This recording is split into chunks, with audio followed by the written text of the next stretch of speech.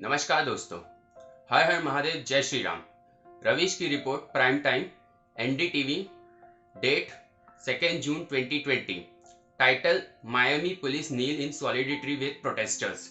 Video US की एक घटना जॉर्ज फ्लॉयड से संबंधित है।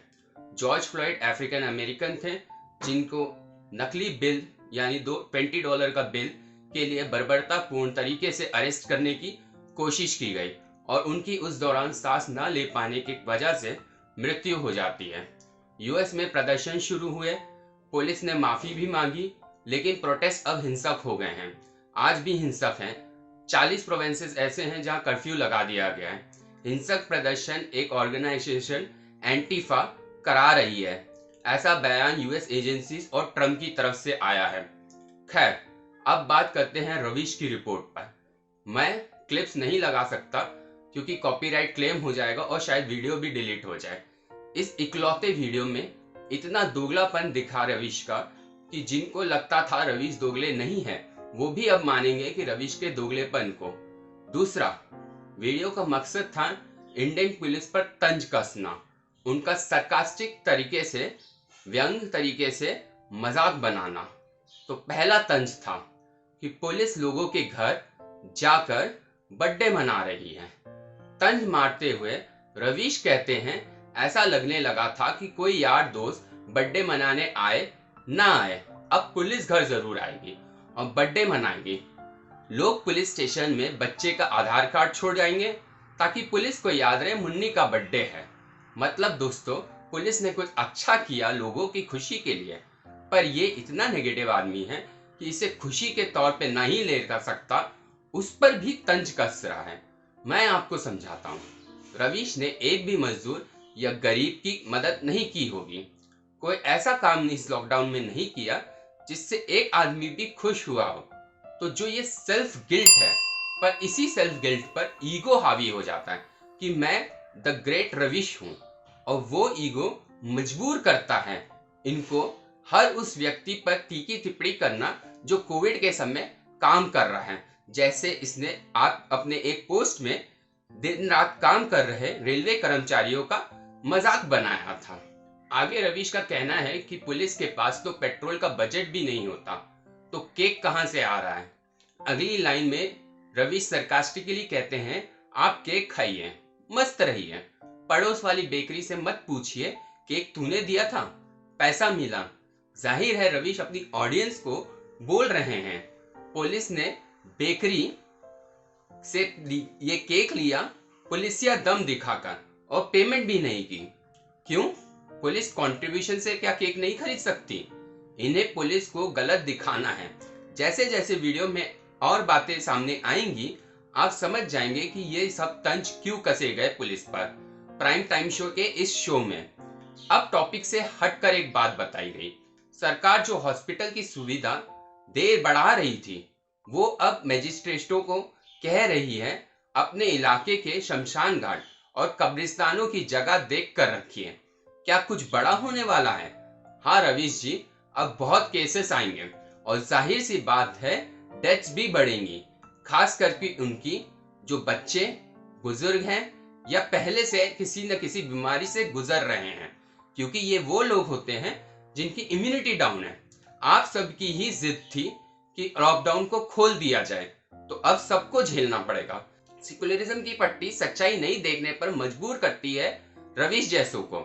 जमाती और ईद सेलिब्रेशन पर मार्केट खोल देना कंटामिनेशन जोन का भी ये सच्चाई कभी नहीं दिखेगी। मैं कहता था सेकुलरिज्म इस देश को डुबाएगा, आज मौत दरवाजे पर है, डरिए मत। रवीश जैसे अमीरों को कुछ नहीं होगा, ये महंगे प्राइवेट हॉस्पिटल में इलाज कराते रहेंगे।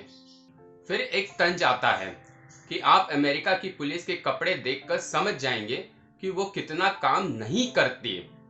उसके पहले रवीश इंडियन पुलिस का वो वीडियो दिखाते हैं जिसमें पुलिस गाना गा रही है और लोगों को प्रेरित करने की कोशिश कर रही है। हाँ, रवीश खुद ही कह रहे हैं कि प्रेरित करने के लिए ये किया जा रहा है, पर आप इस जाल में मत फंसो दोस्तों। ये हिंदुस्तान की पुलिस की तारीफ नहीं, बुराई कर रहे हैं कि गाने बजाने का काम करती है हिंदुस्तान की पुलिस। मैंने पहले ही कहा था, सरकाजम से चीप कॉमेडी करने की कोशिश कर रहे हैं रवीश।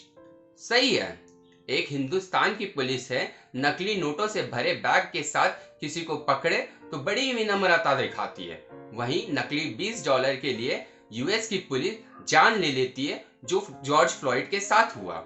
शाहरुख जब पुलिस के आगे बंदूक लहराता है तब पुलिस उसको पकड़ना अपनी प्राथमिकता बनाती है।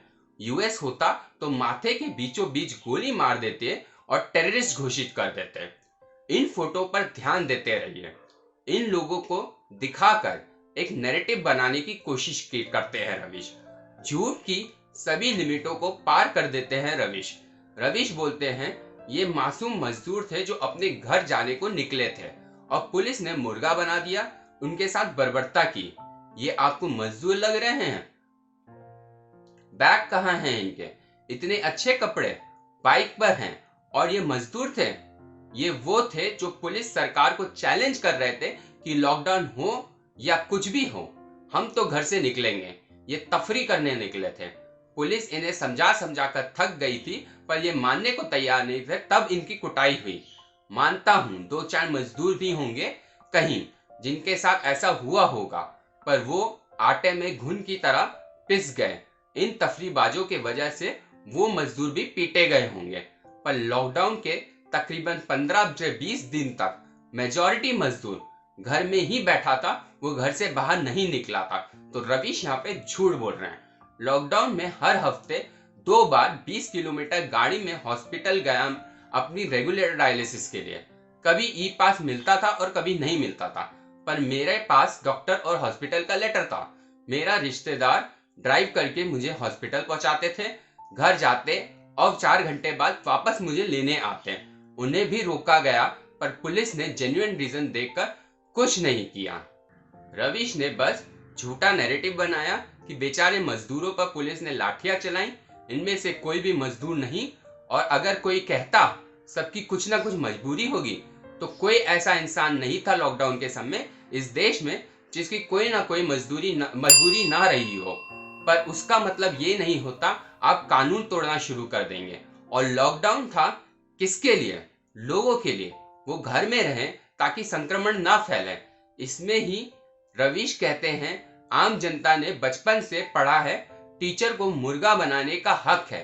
तो जब पुलिस ऐसा कर रही थी तो आम जनता उसको अनदेखा कर गई। रवीश को कोई समझाए।